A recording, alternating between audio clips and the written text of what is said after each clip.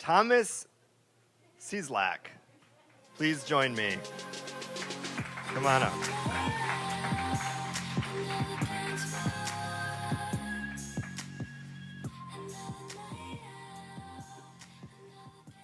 The symptoms I suffer while experiencing my fear of failing are identical to those of my fear of falling. This past October, during a trail run, I was attempting to problem solve for a new business. My 6 to 8 mile runs are my think tank for brainstorming and problem solving. During this particular run, the problem was how to stop the financial hemorrhage of a new business I co-founded. In mid-run,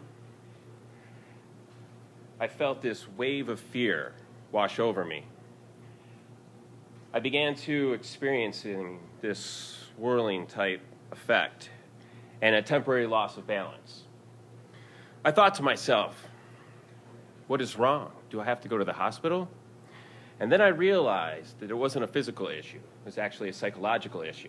To stop the financial hemorrhage, I had to dissolve the business, and I had to tell my business partner, my friend, this is the end.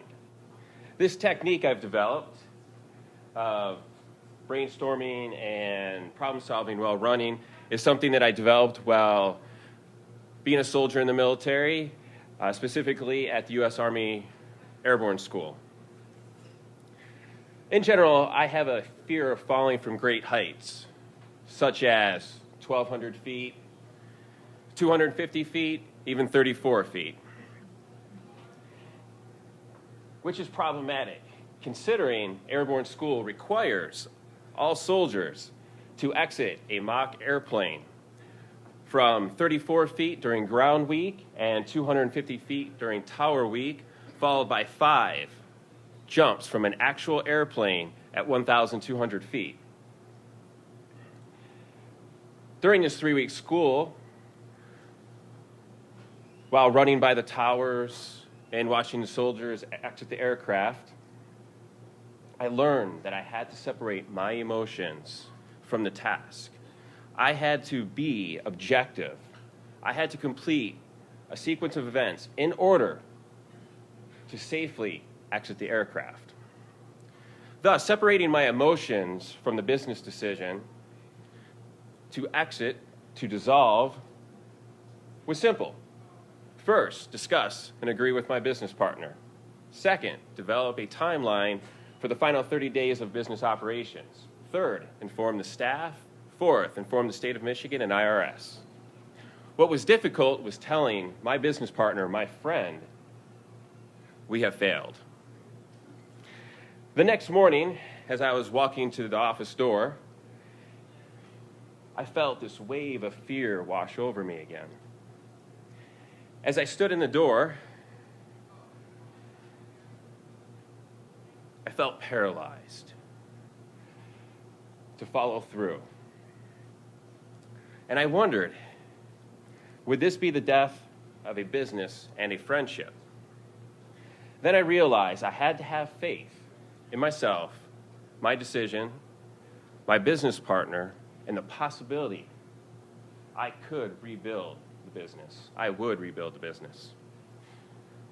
So, after 2 weeks at the Airborne School, I had successfully completed ground week and tower week. Once the equipment was on and I was in the mock airplane, it was a simple 9-step procedure. Get ready, stand up, hook up, check equipment, sound off. 1 minute, 30 seconds, stand in the door, go. It was simple, it was easy. Follow the instructions and follow the man in front of me out the door. As I was standing there on the tarmac, preparing for my first airborne jump, I heard this loud voice, Cieslak, you are jumper number 1.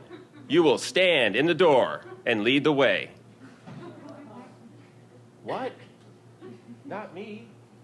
I'm the guy who follows instructions and follows the man out the door. The next 2 hours, those 120 minutes felt more like 120 seconds. And out of the blue, I'm standing there in the aircraft, Jumpmaster looks at me, 1 minute, 30 seconds, stand in the door. And as I approach the door, I feel this wave of fear wash over me. Standing in the door, I felt paralyzed, wondering, would this be my death? Then I realized I had to have faith in myself, my fellow soldier, and my equipment, and the possibility I would successfully exit the aircraft. I would be an airborne ranger. So next week, Wednesday, I board an airplane to China.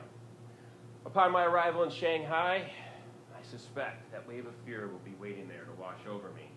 I suspect I will feel paralyzed temporarily, but I must remember to have faith in my new business partners, and the new sport that we will market and manage.